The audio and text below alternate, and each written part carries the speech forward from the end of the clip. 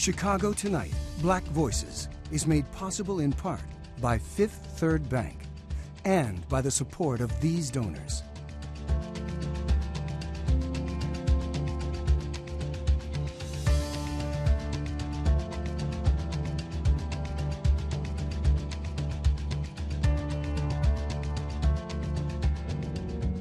At Fifth Third, we believe when diverse voices are heard and empowered, communities are made stronger, lives are made better, and the future holds greater promise for all. That's why we're proud to support Chicago Tonight Black Voices. Together, we can make a difference. Together, we can drive change.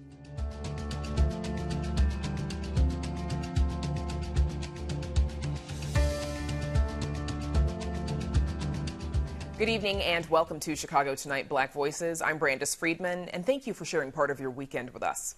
On the show tonight, the shooting in Highland Park sparked outrage nationwide. As support pours in, those impacted by everyday gun violence in Chicago wonder why not the same for them. A new memoir capturing Bronzeville's rise as the center of black culture and excellence. It's the latest installment of our Black Voices book club. Why a local Double Dutch group says the sport is about more than just learning the ropes.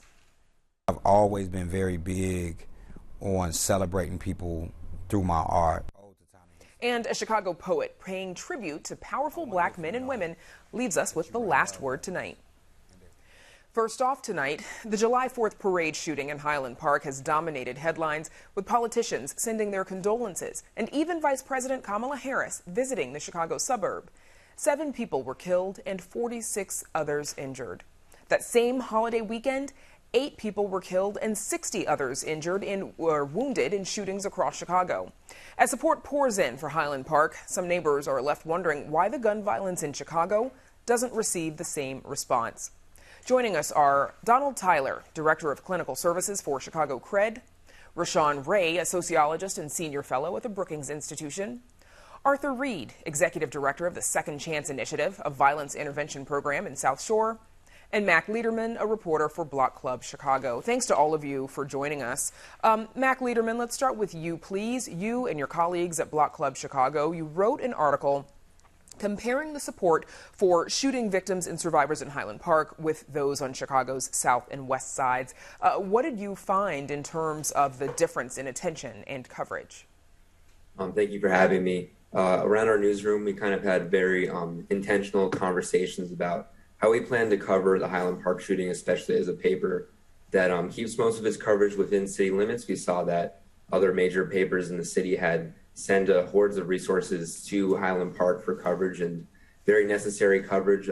But we also wondered why the media and senators, politicians, the world seems to gravitate towards these types of shooting instances in suburban affluent communities, while we kind of feel more desensitized to everyday crime happening in Chicago. There have been more people shot and killed in Chicago over 4th of July weekend than there had been in Highland Park. So we went out to different scenes around the city where people had been killed, and we saw not bouquets of flowers and touching tributes, necessary tributes, but we saw people walking down these streets like nothing had happened there the weekend before. And that is striking, and I think it's worth talking about. Yeah, and we're looking at video of one of those tributes in Highland Park right now. Rashawn Ray, why do we see such a stark difference in response to the shooting in Highland Park versus the, unfortunately, everyday gun violence in Chicago? Well, I think the analysis that Mac and his colleagues did really hit the nail on the head. Part of it is what we are exposed to in the media, oftentimes in terms of what is normalized in different sorts of communities when you're on one side of the city compared to the other side of the city. If you're on the south side or the west side, so Chicago, compared to being in the suburbs of Highland Park, there are differences in expectations around that. But look, make no mistake, we do have a gun crisis in the United States. We also have a young man violence problem. And when we look at homicide, for example, as much as people like to talk about black on black crime, homicide is a top 5 killer for not only black men, but white men and also Latino men from the ages of 18 until their late 30s. We just don't frame it that way in public opinion. One of the things we keep hearing is the quote, "This doesn't happen here, this shouldn't happen here, you don't expect this here." When people say that, what are they intending to say? What do they mean? But also, what's the impact of that kind of statement? Well, look, I think when people make statements like it doesn't happen here, essentially what they're saying is it doesn't happen in my neighborhood. It doesn't oftentimes happen with my white neighbors, with my affluent neighbors, but we do expect for it to happen across town, in a lower income area, and also in a predominantly black area. These sort of narratives fuel black on black crime narratives rather than simply thinking about crime in the aggregate. And that's something that we should all address. And this is the other thing. Crime is intraracial. In other words, people are more likely to commit crime with people who live near them. And given the heightened way that segregation operates, and the city of Chicago is one of the ones that's most prone to it, then we oftentimes see crime occurring with people who look like one another, who have a similar socioeconomic status. We need to frame it that way instead of necessarily letting one group off the hook, because it also lets the people off the hook about the explanations for why those sort of things occur. Arthur Reed, as someone who's dedicated to violence prevention, what goes through your mind when you see this outpouring of support? We have seen GoFundMe pages raise, more than millions of dollars, politicians giving speeches on site for Highland Park, but little response in a similar fashion to the shootings that happened on the south and west sides that took place that very same weekend. What goes through your mind? Well, first, I feel sympathy for the losses that happened in Highland Park, but then secondarily, I think about the amount of resources that should have been applied to the south and the west sides of Chicago during the 4th of July weekend and any other violent weekend where tens of lives have been lost, and we don't see the governor, we don't see senators, we don't see the vice president. And I shake my head.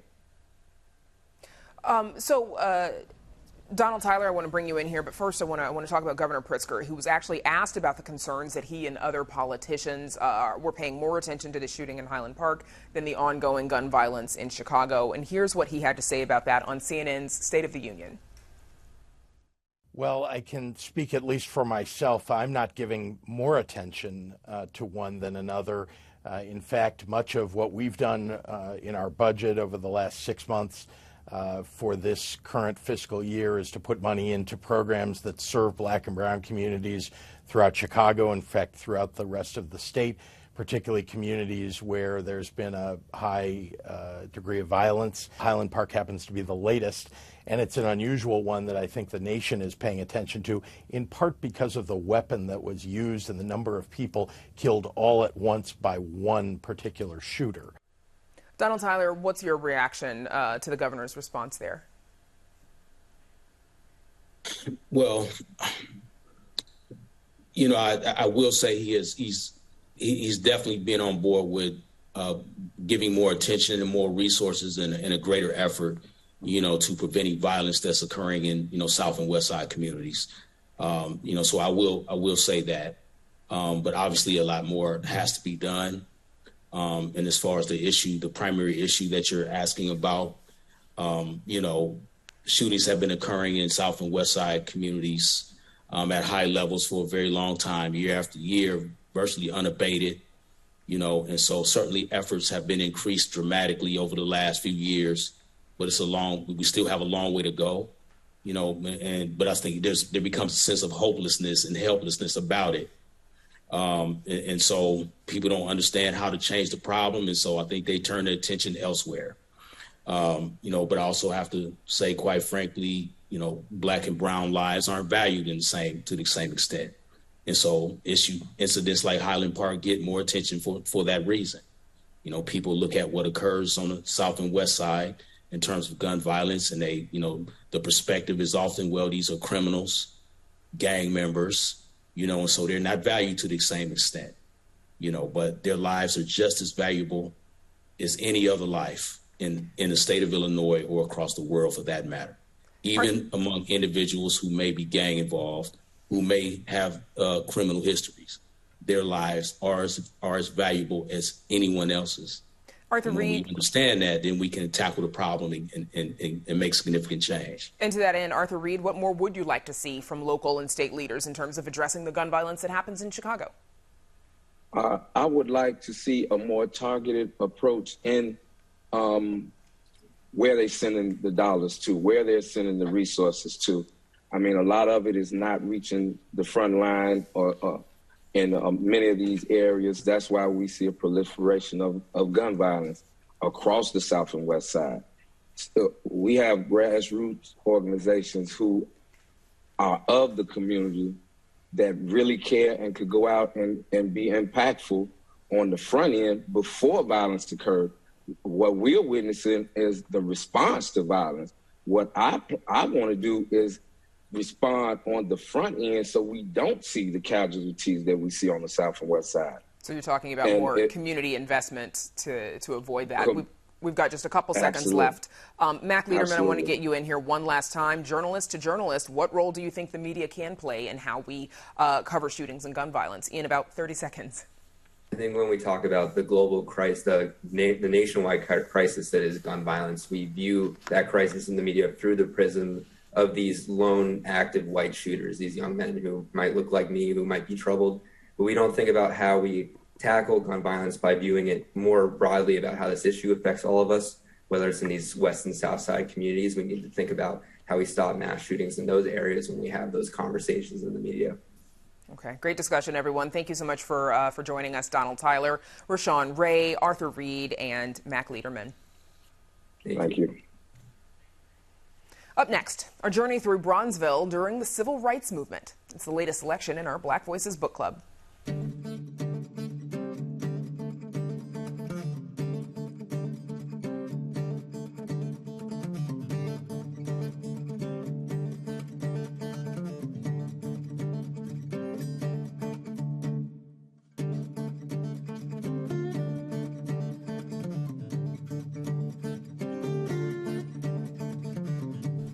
A new book capturing what it was like to grow up in Bronzeville during the 1950s and 60s is the latest installment of our Black Voices Book Club. When Blackness Was Golden, Observation from the Front Line is a memoir by Pomone Rami.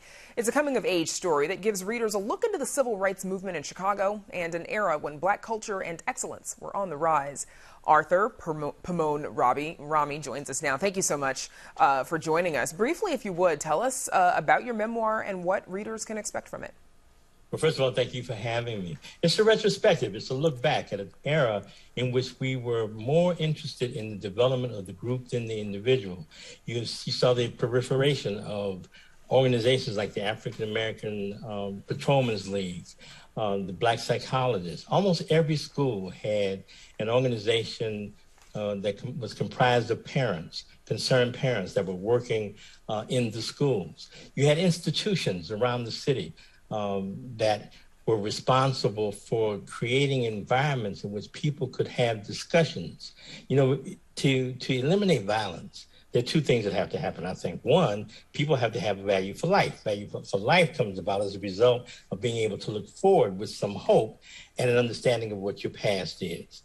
But it also requires a lot of organizations, places to go and have discussions. And that's a lot of what happened during the 60s and during that period of time. Tell us about the title, When Blackness Was Golden. What do you mean by that? Well, you know, during that period of time, the 1950s, of course, is when Emmett Till was killed. And there were a number of lynchings during that period of time. But when you roll into the 60s, you get a different sense. You get a sense of manhood. You get a sense of people understanding their relationship to Africa. You get people appreciating their natural beauty and their natural hair. You have institutions that are blossoming out of that. You have parents and you have individuals in the community that are more interested in saving and uplifting the community than themselves. There was a lady named Miss Wright that lived in Stateway Gardens. I believe she might have been one of the first people that was part of the neighborhood watch. We couldn't get away with anything when we grew up in that community from that lady. And she knew everybody, who their parents were. She would call our parents and let them know what we were doing that was wrong.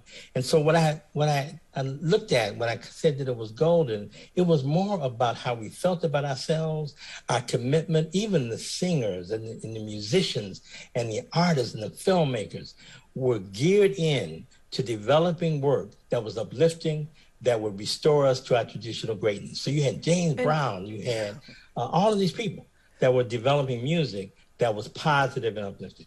And Pomone, you write about growing up in public housing. You just mentioned specifically Stateway Gardens, housing projects. How did that experience shape you?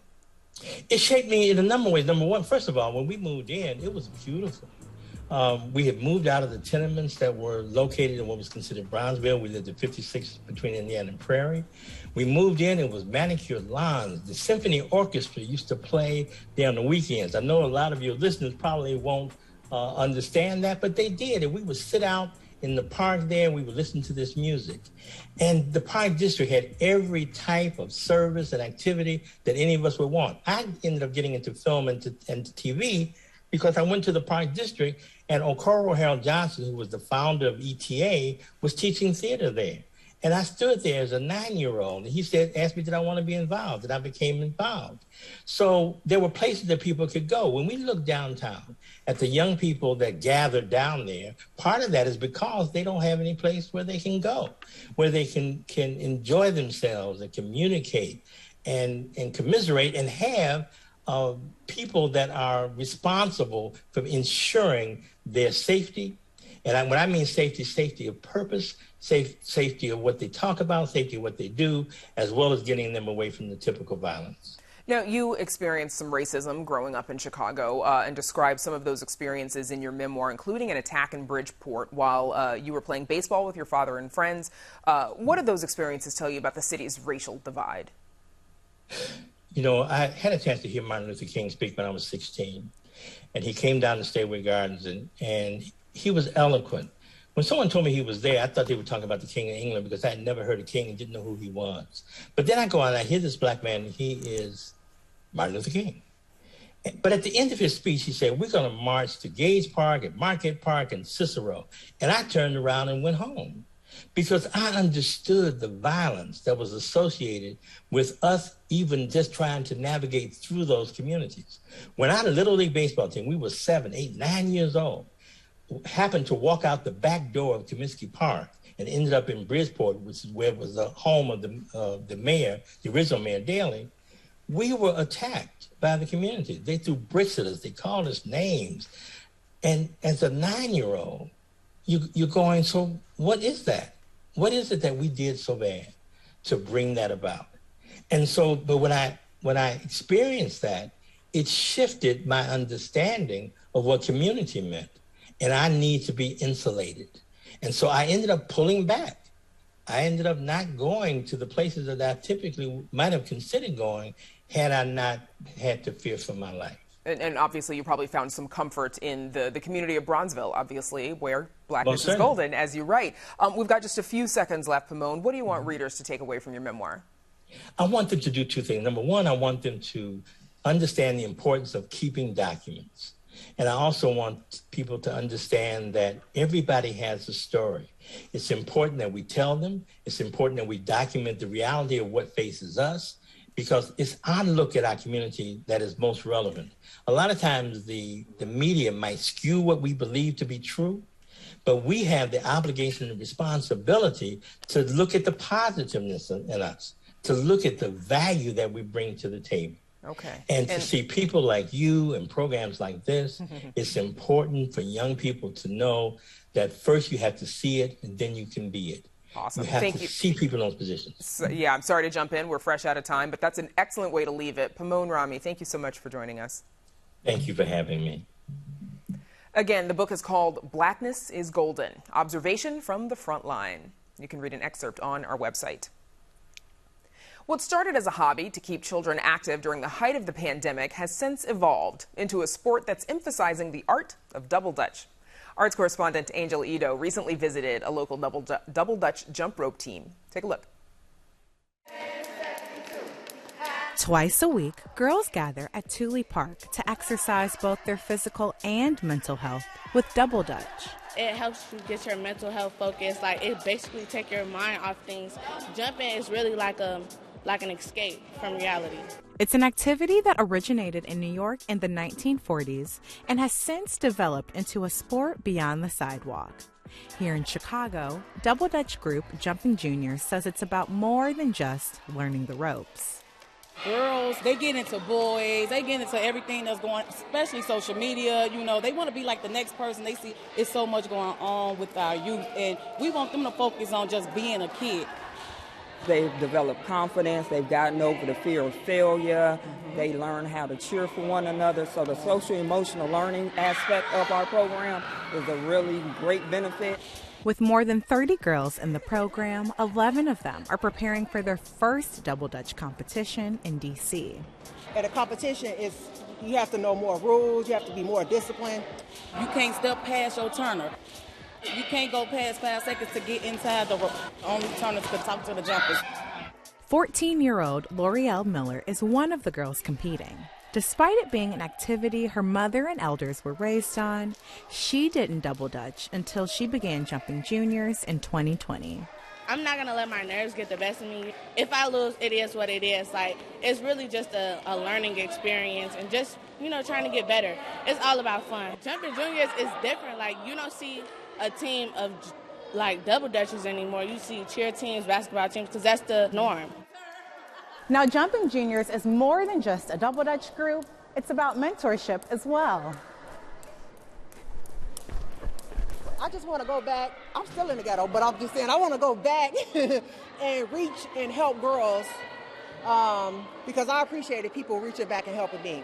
I like to mentor them, inspire them, things that will stick with them as they grow, and let them know whatever you put your mind to, you can reach. If we're not pouring into them, we're not going to get anything else out. Since we have the opportunity and the time and wisdom to reach young girls and they look up to us, we have to keep that fire going, and then they pass it on. As long as they're with us and they're in here, they're not out there in the world that we're complaining about. 9-year-old Kiara McMiller agrees. I feel like they're really good friends to me, and I feel like family here, and I feel very safe. Exercise, mentorship, and self-love. These are just a few of the qualities Jumping Juniors hopes to instill, not just with this generation, but generations to come.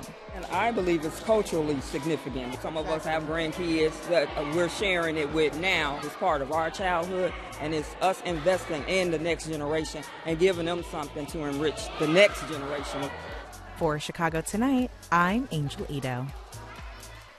Nice jumping, Angel. And our congratulations to the Jumping Juniors, who took home 2 first-place trophies at their Double Dutch competition in Washington, D.C. this past June. A Chicago spoken word artist is celebrating Black men and women with a collection of poems. Harold Green gives us the last word tonight on why he says it's important to recognize each other in the present. I wonder if you know that you write love letters in their purest form. My name is Harold Green, and I am a florist.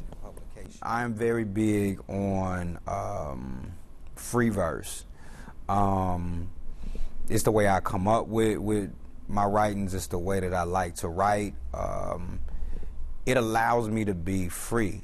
Melody for President, ode to Melody Hobson. What a testament to the benefits of an uncanny work ethic. You've shown us that life is an investment. Black Roses and Black Oak are both collections of odes celebrating powerful Black men and powerful Black women who are making a difference today.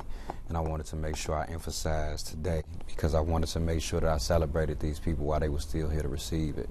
Black Roses showcased Ava DuVernay, Tracy Ellis Ross, Janelle Monáe, Stacey Abrams, Tabitha Brown. In Black Oak, we were able to highlight Dwayne Wade, Billy Porter, LeBron James, Chance the Rapper, Hebrew Brantley, Theaster Gates, Kerry James Marshall, my father, my grandfather, a lot of my homies, friends that I've had for, 20 plus years. So it was a very beautiful opportunity to not only highlight household names, but those who are household names in my heart. I've always been very big on celebrating people through my art. I actually started like that. Like some of my first poems were actually gifts to my family for Christmas, and just kind of, telling them how important they were. I don't think we do a good enough job celebrating people while they are here. I think as human beings, it's easier to celebrate people once they've left because it's harder for them to let us down. I think that we deserve to be affirmed and celebrated while we can still enjoy those moments. I think that it's important for people to feel seen. I am a big fan of Black history and Black contribution. I think that exemplifying that Black excellence and Black contribution to human civilization as a whole is highly important to me as a poet, because I think as a poet, my job is to put form to sentiment, and I think great poems have the ability to be journalism for feelings, you know, and I think if we can chronicle what Black people have done across the timeline, and this particular blurb that I exist in right now, if I have the opportunity as a poet to put form to that and document how great Black people were in this moment, I think I've done my job. Time is not loaned because it cannot be paid back. But look at all your sweat equity. Over all these years, you've collected those beads that dripped from your forehead and created an in-ground pool for you to reflect in. Harold Green says he has a long list of people to celebrate and plans to release more volumes. And that's our show for this weekend. For all of us here at Chicago Tonight Black Voices, I'm Brandis Friedman. Thank you for sharing part of your weekend with us. Stay healthy and safe, and have a good night.